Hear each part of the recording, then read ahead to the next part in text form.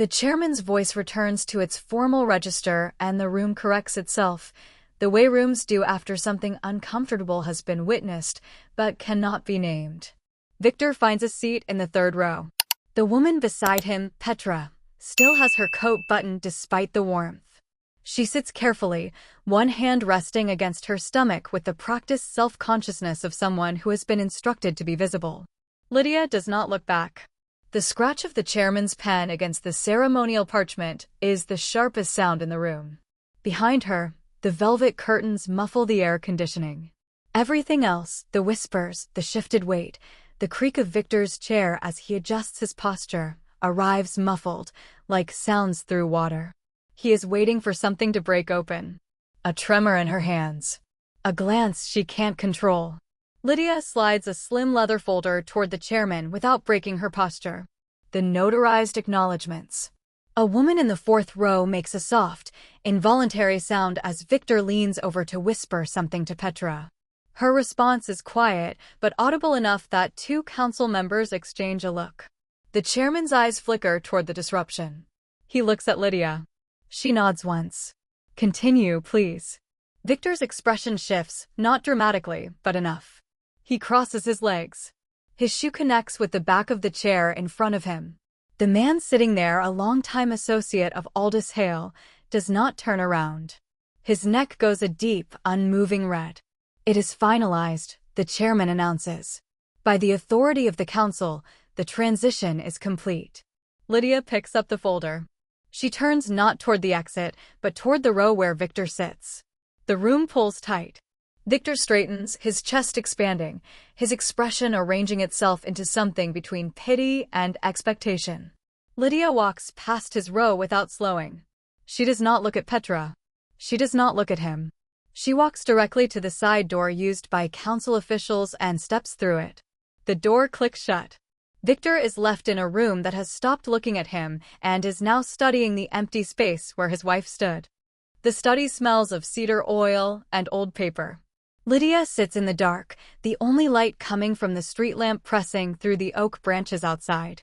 She does not turn on the overhead. She opens a ledger. It is not a diary. There are no sentences about the particular quality of Petra's coat or the way Victor's shoe hit the chair in front of him. There are dates. There are amounts. There are locations cross-referenced against timestamps. November 2nd, V, absent from quarterly board dinner. Location confirmed, the Heights. Companion present. February 17th, corporate account accessed. Prenatal clinic charge. Amount, $340. Her father taught her this when she was 12, watching him manage a hostile annexation attempt against the Northern District. He didn't raise his voice once during the entire process. She had asked him afterward why he hadn't confronted anyone directly. He looked at her for a long moment before answering. Because paper doesn't forget. She thinks of Victor in his first months in the house, the rearranged furniture, the loud phone calls, the way he moved through rooms as though he had built the walls himself. He interpreted her quietness as a space that needed filling. He spoke over her at dinner, explaining her own family's history back to her. She listened to the cadence of it. She picks up her pen. March 11th, public appearance at coronation ceremony. 2:14 p.m. 42 council members and guests present. Arrival documented by council secretary. She closes the ledger. The latch clicks.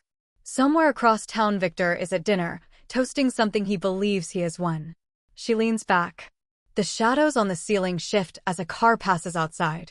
She is not waiting for an apology. She stopped waiting for that in the 14th month.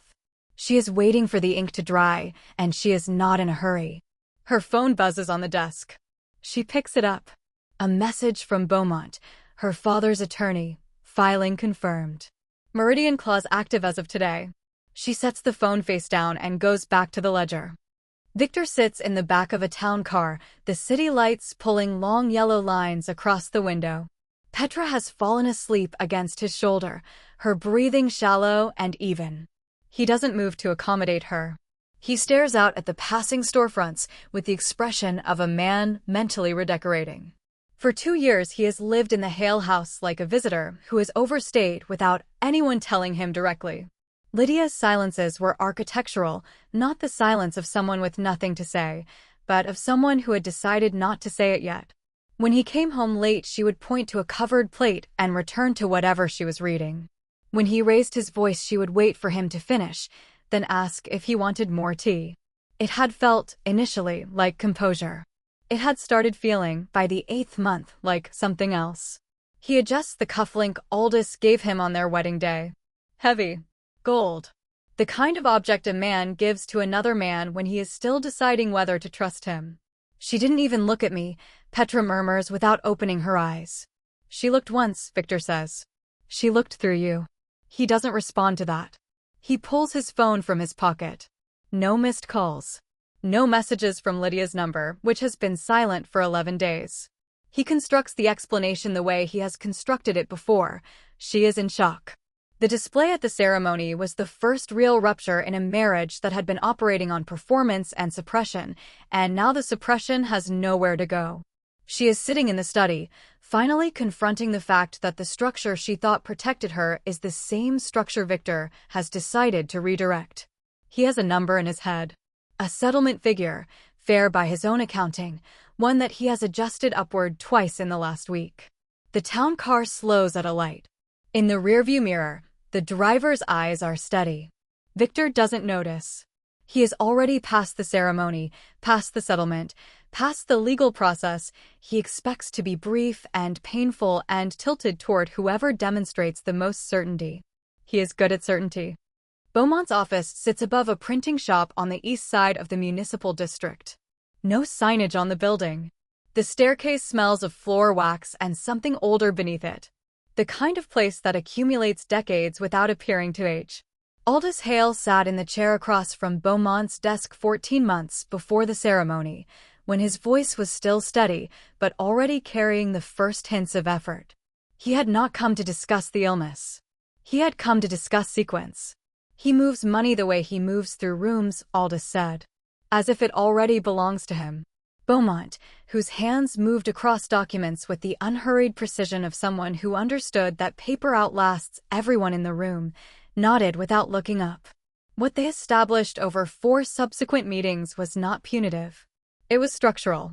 A recategorization of assets that had always legally belonged to Lydia but had been titled ambiguously during the first year of the marriage, a period when she had been traveling for work and Victor had been enthusiastically helpful with paperwork. A review of signature authority. The quiet reactivation of provisions that existed in the original instruments but had never been triggered. Victor received no notification of these adjustments. He had no legal standing to receive them, a fact available to anyone who had read past page 4 of the original agreement. Lydia attends 2 of the 4 meetings. She sits across from Beaumont and asks questions that require him to pause before answering. Afterward, Beaumont tells Aldous she is more prepared than most professional clients. Aldous says he knows. He signs the final codicil on a Wednesday morning, 11 days before the ceremony. His hand is steadier than Beaumont expects. He makes a small notation in his personal file, 2 words, no elaboration, and then stands, buttons his coat, and thanks Beaumont by his first name. On his way out, he pauses at the top of the staircase. He thinks it's a game of emotions, Aldous says, without turning around. Beaumont waits. Let him, Aldous says. He goes down the stairs. The printing shop bell sounds as the outer door opens and closes. The hospital room hums with the particular frequency of machines that have replaced certain human functions. Aldous looks smaller than he did at the council chambers, sharper in the wrong ways, the illness having stripped everything that wasn't essential. Lydia sits beside the bed reading a quarterly infrastructure report aloud, her voice steady. Her father's fingers move slightly against the railing, not restless, just keeping count. The door opens. A nurse. A brief rectangle of hallway. Victor is not in that hallway. He has not been in that hallway in 9 days. His messages arrive in the mornings, when he knows she won't respond immediately, leak in the guest bathroom. Needs someone to look at it. Heading to the coast. Stress is accumulating. She reads them. She does not answer. She adds the dates to a column in the back of the ledger she keeps in her bag. On the 3rd night of the final week, Aldous opens his eyes. He looks at the clock. He looks at the chair beside the door, the one that has been empty since his first admission. The Anderton filing, he says. Done, Lydia says. He reaches for her hand. His grip is firmer than it should be, a final concentration of something he is no longer able to distribute across other things. He does not ask if she is frightened. He does not ask about Victor. Don't give him the satisfaction of a scene, he says. I won't. He dies at 4:12 a.m. Lydia stays in the room for 50 minutes. She makes 3 calls, the funeral home, Beaumont, and the council secretary. She does not call Victor. When she walks out to the parking lot, the sky is beginning to gray at the edges. There is a voicemail from Victor recorded at 12:43 a.m. The background is loud behind his voice, music, glass against glass, Petra's laughter sharp above the rest of it. Life is short, Lydia. Even your father would tell you that. We're staying another night. She deletes it. She gets in her car. The silence inside it is a different quality than the silence she just left. What the chamber contains at 8:47 a.m., before the public enters, the council secretary, a notary, Lydia, and 3 witnesses. The transfer of regional authority is a 2-part process. The secretary explains this without ceremony, because the ceremony is for later, and this part, the part that matters legally, does not require an audience. Lydia signs. The notary seals it. The witnesses initial the transfer ledger in order.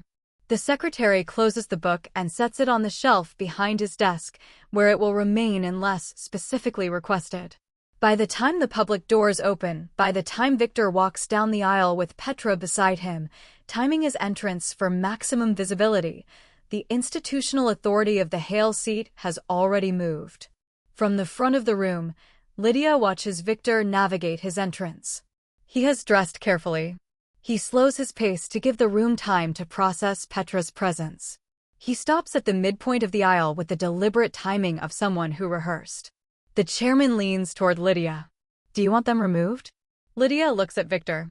He is settled into his seat with one arm draped across the back of the chair beside him, his posture arranged into the shape of a man who has already won the room. No, she says. Let him stay. She turns back to the podium before Victor can register her expression. He is still waiting for it, the flinch, the signal that his entrance has landed where he aimed it. He interprets her stillness as shock. He interprets the room's discomfort as his leverage. He does not see the secretary in the corner holding the transfer ledger, already filed and sealed. The chairman begins the public address. Victor leans back further. His shoe comes off the floor slightly. He is already somewhere else, a future he has been building from assumptions, calculating his position inside a structure that, as of 8:47 this morning, no longer includes him. The library desk holds 4 folders and a laptop. The third-party auditor's reports arrive as PDFs every Monday morning. Lydia reads them the same way she reads everything, without annotation, committing the relevant figures to a column in the ledger before closing the file. She does not look for evidence of Petra specifically. She does not need to. The estate's corporate account is a clean, continuous record. Every misallocated charge documents itself. Victor comes in late one evening, the smell of wood smoke and restaurant wine arriving before he does. He finds her in the kitchen. He leans against the doorframe with his tie loosened, a posture she has learned means he wants a specific kind of conversation. You're still up, he says. Lydia sets her glass down. It's 11:14. And? He steps into the room, his movements filling more space than necessary. I was working. Building relationships. The kind your father thought you could inherit instead of earn. She doesn't answer the implication about her father. She doesn't mention the property listing she found 3 days ago, a vineyard in the coastal district, the architect's preliminary quote attached in an email forwarded by Beaumont's investigator. The heating unit in the library is making a sound, she says. I've scheduled someone for tomorrow morning. Victor laughs, a short, angular sound. That's your response. I tell you the town is moving and you talk about the plumbing. He steps closer. Not touching her, that's not his method. Just calibrating the distance until it registers as pressure. There's nothing there, Lydia. Behind all that composure. I used to think it was strength. Now I think it's just absence. 8 o'clock, she says. The repairman. He stares at her for a moment, then pushes away from the counter and walks out. His footsteps go down the hallway and up the stairs. Lydia picks up her phone. She types a single message to Beaumont. Folder C is complete. She finishes her water. Outside, something moves in the oak tree, a branch or a bird settling. She does not go to the window. Victor stands in the center of the master bedroom with a brochure in one hand and his phone in the other. Petra moves through the room slowly, her fingers brushing the curtains, the dresser, the gilded mirror frame. All of this goes, Victor says. The portraits, the dark wood. It's a mausoleum. Petra looks at the ceiling. She's still in the house. She's in the library. He sets the brochure on the bed, a vineyard property, coastal, the architect's quote folded inside. The bank meeting is tomorrow. Once the bridge loan processes, we put the deposit on the Valley estate. This house gets listed. He has drafted the announcement for the local paper.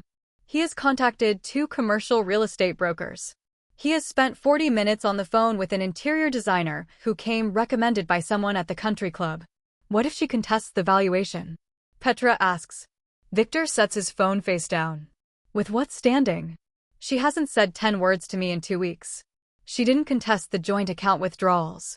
She didn't call her lawyers when I pulled the infrastructure fund summary. He pauses at the mirror, checking his cuffs. She's stopped functioning. Some people do that when the structure holding them up gets removed.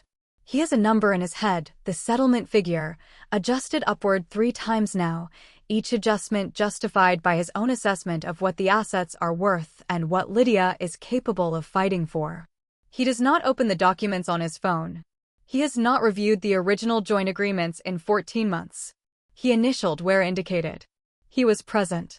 He understands, in broad terms, what they covered. Downstairs, the front door opens and closes. Victor doesn't go to the window. He doesn't see the slim briefcase. He doesn't see the car waiting at the gate, engine running.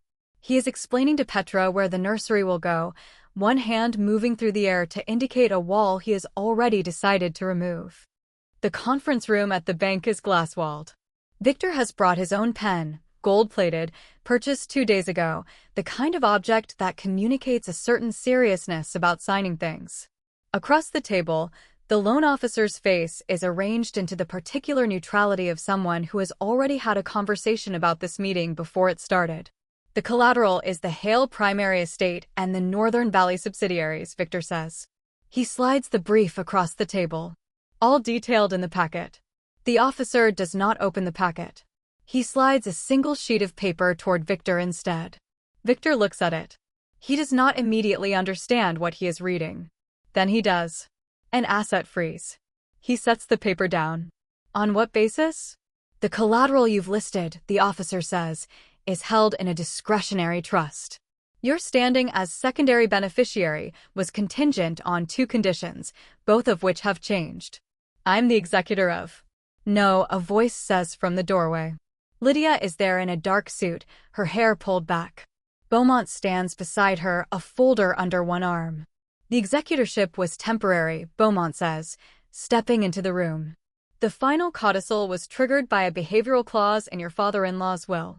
Public conduct inconsistent with family institutional interest. Victor stands, his chair dragging against the floor. A behavioral clause. In this century. You're seriously. The joint accounts have been reconciled, Lydia says. She sets a tablet on the table and swipes through a sequence of images, the clinic charge, the vineyard consultation, the exterior of the bank photographed 3 days ago. The corporate account withdrawals over the last 6 months total an amount that exceeds your authorized discretionary access by a significant margin. Several charges were made against a foundation account. Victor's face changes color in stages. The Mercer Street property is solely titled, Lydia continues. The investment account was restructured 14 months ago. The instrument you initialed on page 7 of the November addendum included a restructuring clause. I never agreed to. You initialed it, Beaumont says. Victor looks at the loan officer. At Beaumont. At the glass walls through which 2 bank employees are carefully not looking in. The house is being listed, Lydia says. Proceeds go to the trust. You have 48 hours to remove personal effects from the guest wing. She picks up the tablet. She does not look at the gold pen on the table. She walks out. The moving truck idles against the curb, its exhaust curling into the damp morning air.